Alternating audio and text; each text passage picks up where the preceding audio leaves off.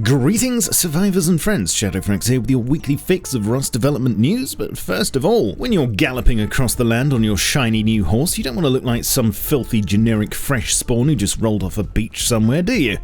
You want to look like a professional.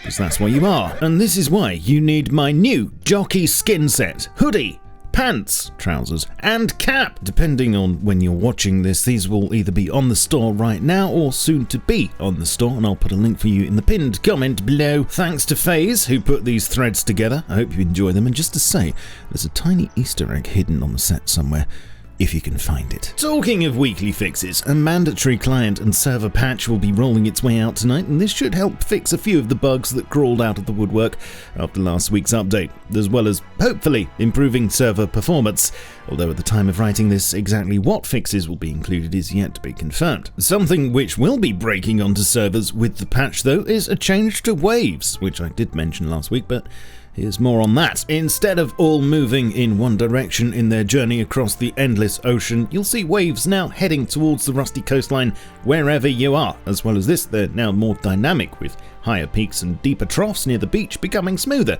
and more placid the further out you get. Hopefully, performance will be better too, but we'll know for sure when the patch hits. Also, please keep in mind that these are work in progress and will be tweaked as time goes by. Further to the news last week that Gary was working on switching Rust over to HDRP, that's High Definition Render Pipeline. There has been an absolute paddock full of commits relating to this, and although we don't have any footage to see how it'll look in game yet, he did show off some subsurface scattering, which is an important effect for realistic rendering of translucent materials such as skin, flesh, fat, fruits, fungi, milk, marble, gravy, and many others. More on this as it progresses. Meanwhile, if you don't love me at my, then you don't deserve me at my. Yes, other works in progress include a rework of Rust's ragdoll system to hopefully turn the existing monstrosities, which sometimes look like something John Carpenter would come up with, into more realistic and peaceful looking versions.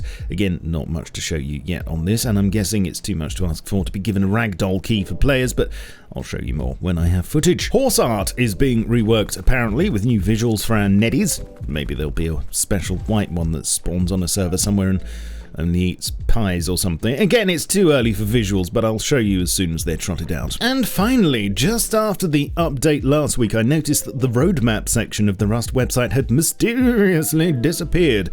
Although shortly after, a brand new section mysteriously took its place. Instead of the roadmap, we now have suggestions, which very bravely lets you and I post suggestions for the game, which can then be voted up, down, sideways, and commented on by all and sundry. These can be sorted by top, latest, and trending, and here's the best bit: the team can use these to actually build a new roadmap, which they're doing. And this shows what features are in progress, planned, and currently being mulled over. Looking at the top suggestions at the moment, for instance, fireplaces heating bases is sitting right up there at number 1, is being closely followed by making nights lighter and triangle ladder hatches and floor grills. I'll leave a link to this down below as well, so you can add your tuppence worth, but please don't be irresponsible. We've got Reddit for that. Right, you're up to date now. It's been a shortish one, but do leave me a comment, plus a like and subscription.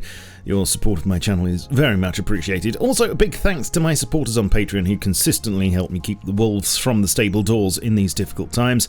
You can follow me and stay up to date on Twitch, Twitter, Facebook, Discord, and my Steam group, and I shall catch you all soon. But in the meantime, keep calm and stay rusty. Cheerio.